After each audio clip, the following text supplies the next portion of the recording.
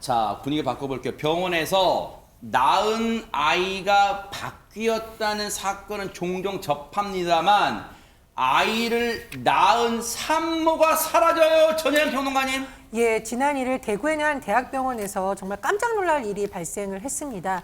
30대 여성이 아기를 출산하고 일주일 만에 태어났는데 보통 아이를 데려가야 맞잖아요. 근데 네. 아이를 혼자 두고 가는 겁니다. 어허. 그리고 뭐 산후조리해야 된다 이렇게 핑계를 대는데 중요한 건 뭐냐? 곧 아이 찾으러 올게요 라고 했는데 그야말로 종적을 감춰버린 일이 발생했습니다. 아니, 자신이 배 아파 낳은 아이를 두고 어디를 간다는 거예요, 김진휘 변호사님. 세상에.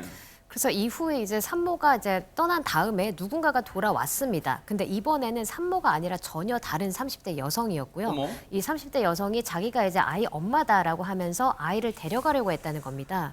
그러니까 이제 이 당시 여성은 이 아이가 내 호적에 출생 신고가 되어 있다라고 하면서 엄마인 척을 계속 했다는 건데 네. 근데 다행히 이제 산모의 얼굴이나 인상착의를 기억하고 있었던 병원 관계자는 이 30대 여성이 산모가 아니라는 것을 눈치채고 수상히 여겨서 경찰에 신고를 했습니다. 이게 무슨 해괴망측한 일이에요. 만약에 하재근 평론가님, 저 병원 관계자의 그 눈썰미가 아니었으면 정말 허투루 이 일을 업무를 처리했으면 내 데려가서 했을 것 같아요. 지금 하마터면 큰일 날 뻔했어요 지금.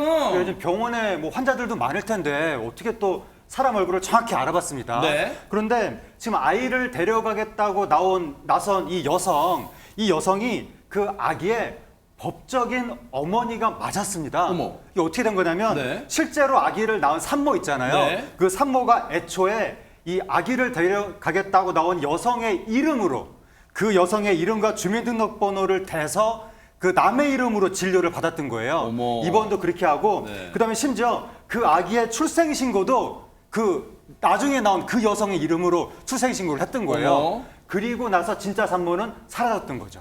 아니, 이게 무슨 알다가도 모를 일이에요. 그러면 내가 낳은 아이를 남의 호적에 올린다, 지금 이런 상황이 벌어지는 거예요, 김진희 변호사님?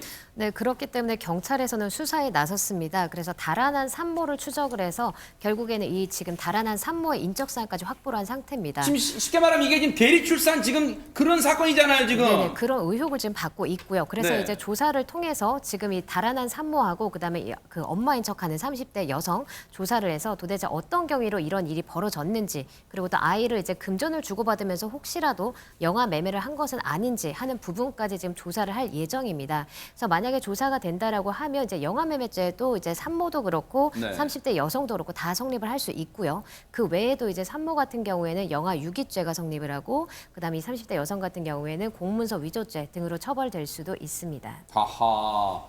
진짜 이런 무슨 영화 같은 일입니까? 이거 반드시 밝혀내야 되면 이거는 밝혀내지 않으면요, 혹시라도 이건 악용될 수 있다는 거 꼭 명심하시고 수사기관에 밝혀내길 바랍니다. 어떻게 대리 출산 의혹이 일 수가 있어요?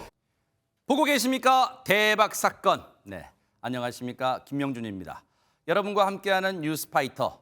다양한 소식과 뉴스를 보고 싶으시면 화면 오른쪽을 꾹 눌러 구독해 주시길 바랍니다. TV로도 유튜브로도 여러분께 한 발 더 다가가겠습니다. MBN 뉴스와 뉴스파이터를 사랑해 주셔서 고맙습니다.